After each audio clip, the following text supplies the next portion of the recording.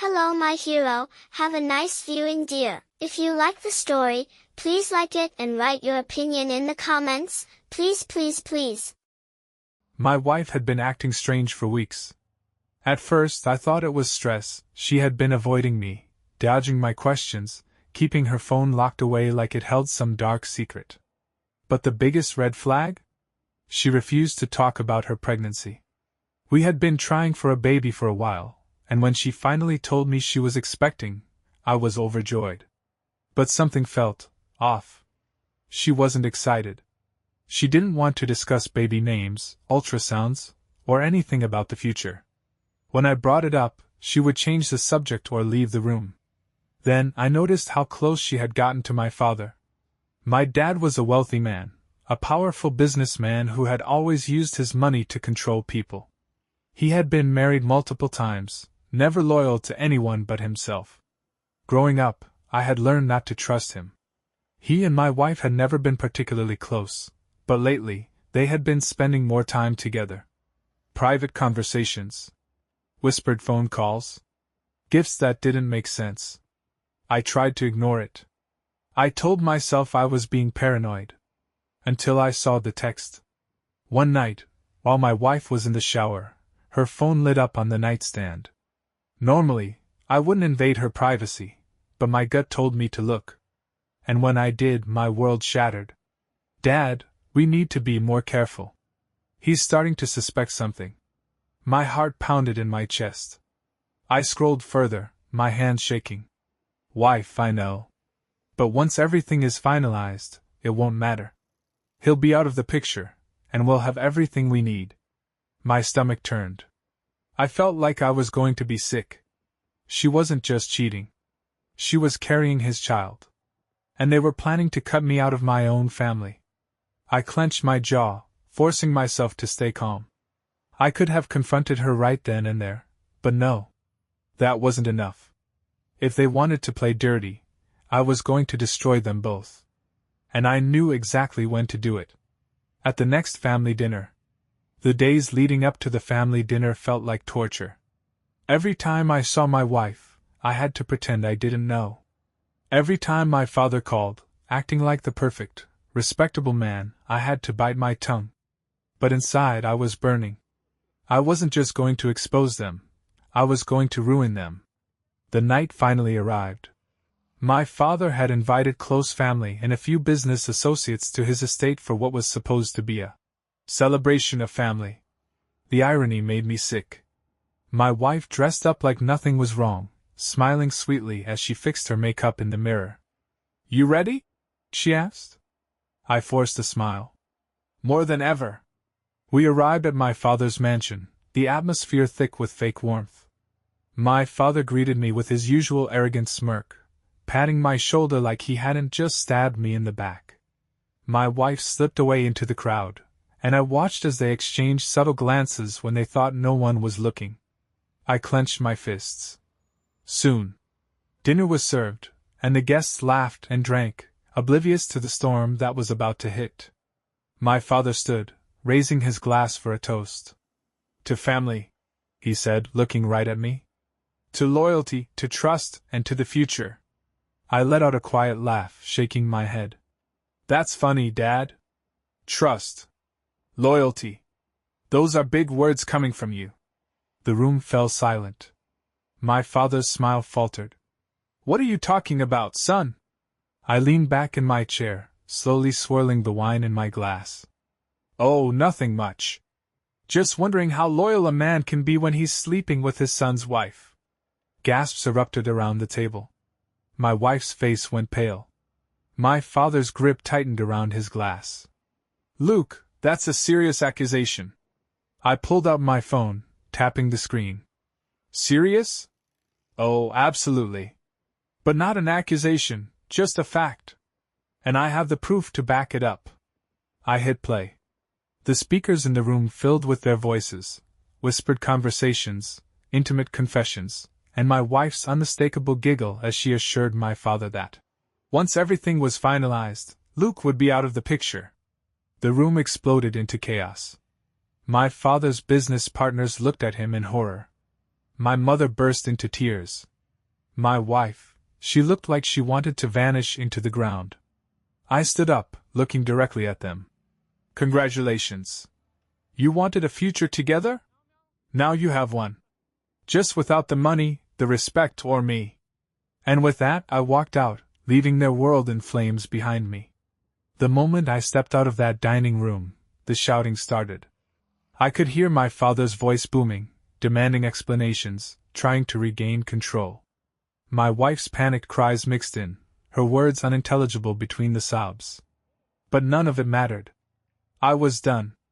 I walked outside, inhaling the cool night air, feeling lighter than I had in weeks.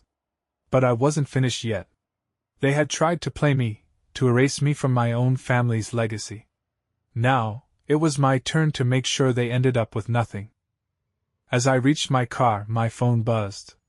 A message from my father. Dad, come back inside. We can fix this. Don't be stupid. I let out a dry laugh. Fix this? There was no fixing what they had done. I ignored the message and dialed Richard, my family's lawyer. Did you get the documents? Just received them, he said. Are you sure about this? Once I file, there's no going back. I've never been more sure of anything in my life. For months, my father had been making subtle moves, shifting assets, rewriting his will, preparing to cut me out completely. But I had been watching, waiting, and gathering my own evidence. Tonight wasn't just about exposing him. It was about taking back what was rightfully mine. Richard continued. Once this goes public, your father's entire financial empire will be under scrutiny. That means audits, investigations, and complete ruin. I finished for him. Good. Make sure every last piece of it burns. As I ended the call, the mansion doors burst open. My father stormed outside, his face red with rage, my wife trailing behind him, still in shock. Luke, he barked, marching toward me. You don't know what you've done. I smirked. Oh, I know exactly what I've done. And trust me, I'm just getting started. His jaw clenched. You want to destroy your own family? For what? Because of some petty jealousy? I took a step closer. Jealousy? No. This is about justice. You thought you could erase me, take everything, and live happily ever after? Think again. I turned to my wife, who looked like she wanted to disappear. And you? You thought you were playing the long game, didn't you? Thought you'd walk away with power, money, and a future? Her lips trembled. Luke, please. No, I snapped. You made your choice. Now live with it. I stepped into my car and pulled away, leaving them standing there in the cold, watching as their world crumbled to dust. By the next morning, the news had spread like wildfire. My father's empire was crumbling under the weight of scandal, and my wife, no, ex-wife, was nowhere to be found. The moment I left that dinner, I had Richard file for divorce, freezing our joint accounts before she could take a single cent. My phone was flooded with messages. Some from distant relatives, pretending to care. Others from old friends, whispering about how they always knew something was off. But one message stood out. Dad, we need to talk. Now. I smirked. He was losing control, and he knew it. Instead of replying, I drove straight to his office. The receptionist barely looked at me as I walked past security and into his private suite. When I stepped inside, he was sitting behind his massive oak desk, but for the first time in my life, he didn't look powerful. He looked desperate. Sit, he ordered, trying to sound composed. I didn't. You wanted to talk? Talk. He exhaled sharply. You made your point, Luke. You embarrass me. You blew up your marriage. But this? Freezing my assets? Threatening legal action? This is war. I crossed my arms. No, Dad. This is justice. You spent years treating people like disposable pawns. Now it's your turn to be discarded. His expression darkened. You think you've won? You think ruining me will make you feel better? I leaned forward. No. But knowing you lost everything? That does. The silence between us was thick with tension. For once, he had nothing to say. No smooth words, no manipulations. He was cornered. I'll fight you on this, he finally said. I'll drag you through court. Make your life hell. I chuckled. Good luck. I already have the upper hand. But will you try to rewrite? The business accounts you thought I wasn't watching? Richard and I made sure everything you tried to hide is now mine. His face went pale. He knew I wasn't bluffing. I turned to leave, pausing at the door. Oh, and Dad? Enjoy the downfall. You earned it. As I walked out, I felt something I hadn't in a long time. Freedom. My father didn't call again after that meeting. He knew there was nothing left to say. I had taken everything, his reputation, his fortune, his control. And as for my ex-wife? She was just another casualty in his downfall. But I wasn't done yet. The legal battle over my father's estate was still ongoing, and I made sure every lawyer in the city knew about his fraudulent dealings. His business partners, the ones who once groveled at his feet, were now distancing themselves as fast as they could. No one wanted to be associated with a man whose empire was collapsing. Then I got the final blow. Richard called me one evening, his tone smug. It's official. The court recognized your claim over the inheritance. Everything your father tried to manipulate in his favor? It's legally yours now. I let out a slow breath, gripping the edge of my desk. So he really lost everything. Everything, Richard confirmed. He's bankrupt. No more power. No more influence. He has nothing left. I stared at the city skyline through my window, feeling a strange sense of satisfaction. He had spent his whole life controlling others, using his wealth as a weapon. Now, he was just another washed-up fraud. A part of me wondered if he'd call, try to beg for a second chance. But deep down, I knew he wouldn't. His pride wouldn't allow it. And that was fine by me. As for my ex-wife? The last I heard, she had tried to run, but with no money and no allies, she was forced to return to her family. The life of luxury she had planned for herself? Gone. Just like him. I poured myself a drink, letting the moment sink in. For the first time in my life, I wasn't living in my father's shadow. I was free. And they were nothing. A week after the final ruling, I received a message from an unknown number. I didn't need to guess who it was. Ex-wife, please, Luke. I have nowhere to go. Can we talk? I stared at the screen for a moment, then deleted the message without replying. She had made her choice. Now she had to live with it. The media had moved on to fresher scandals, but my father's name was still tainted. No company would touch him. No investor wanted to be associated with him. The man who once had everything was now a nobody. Richard called later that evening. Your father moved out of the estate today. The bank seized it this morning. He's renting a small apartment on the other side of town.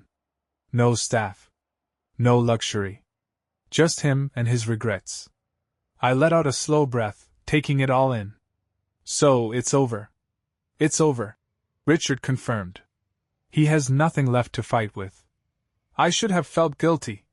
Maybe even a little sad. But all I felt was relief. I went for a walk that night, thinking about everything that had happened. The betrayal. The lies. The war I never asked for but had to finish. And now, for the first time in my life, I had peace. As I stood by the waterfront, the cool breeze hitting my face, I realized something. I didn't need revenge anymore. I had already won. Days passed, and the silence from my father and ex-wife was deafening. No more desperate messages. No more last-ditch attempts to manipulate me. Just the empty void they had created for themselves. Then, one evening, Richard called with an update I hadn't expected. Luke, your father just tried to contest the inheritance ruling. He's claiming you manipulated him into losing everything. I laughed. Seriously? After everything? Dead serious.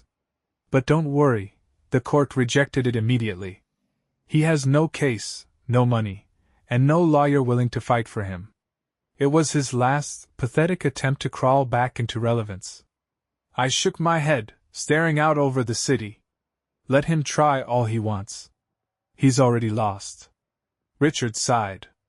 It's honestly sad to watch. He went from controlling everything to not even being able to afford a decent lawyer. And your ex? Last I heard, she's been trying to contact old friends, but no one wants anything to do with her.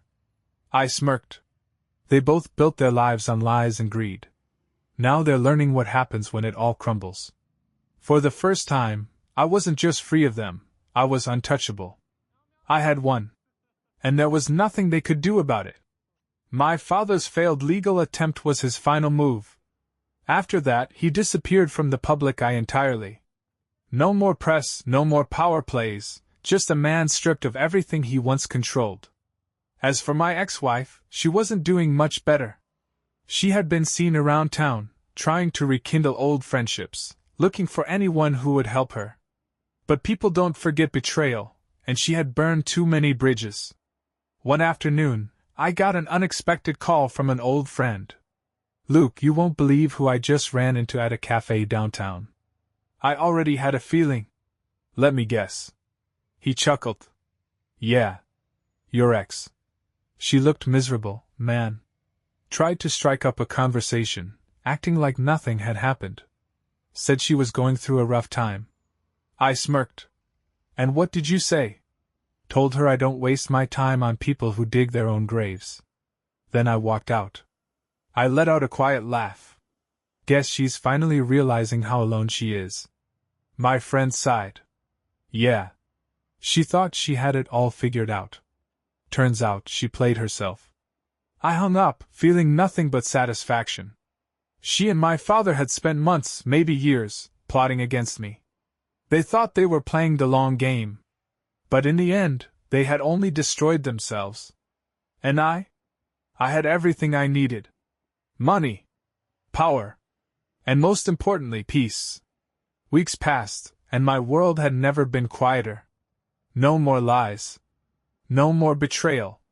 Just the life I had built for myself, free from the shadows of my father and the woman who had tried to ruin me. Then, one evening, I received a call from an unknown number. I debated ignoring it, but something in my gut told me to pick up. Luke. The voice on the other end was weak, almost unrecognizable. It took me a second to realize it was my father.